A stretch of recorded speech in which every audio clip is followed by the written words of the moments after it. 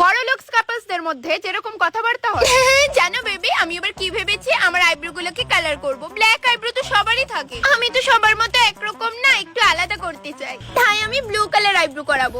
হ্যাঁ, ভালো লাগবে তোমাকে বেশ। আমিও ভাবছি আমার এই দাড়িগুলাকে এবার রেড কালার করাবো। হ্যাঁ হ্যাঁ, খুব হ্যান্ডসাম লাগবে তোমাকে। জানো মামাম সেদিন কি বলছিল, আমাদের বাড়িতে নাকি টাকা রাখার আর জায়গাই নেই, এজন্য একটি গোদাম কিনবে। ও সত্যি নাইস ডিসিশন। আমার ড্যাডিও ভাবছে যে একটা বিজনেস তো চলছে, তার পাশাপাশি আরেকটা বিজনেস তুলছে। ও গুড গুড। আচ্ছা বেবি, এবারে পুজোতে আমরা ঠিক ঘুরবোটা কোথায় কোথায়? কোথায় কোথায় মানে, এখানে দুর্গাপূজা থোড়ি না দেখবো, আমরা তো চলে যাবো সুজা লন্ডনে, ওখানেও দুর্গাপূজা হয়।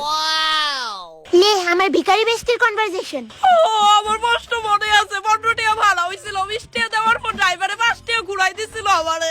ও টাকা হারাই লইছি, 2 দিন ধরে ঘুমায় না। কেন জান, আমি 2 মাস ধরে টাকা জমাইতাছি, অন 2 টাকা হইছে, 3 মাস পরে 5 টাকা হইলে তোমার দিয়ালাম মুলে। ও আমার জানটা, লাভ ইউ।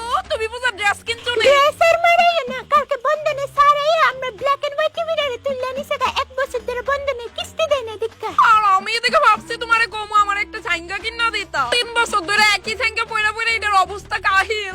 Oh no!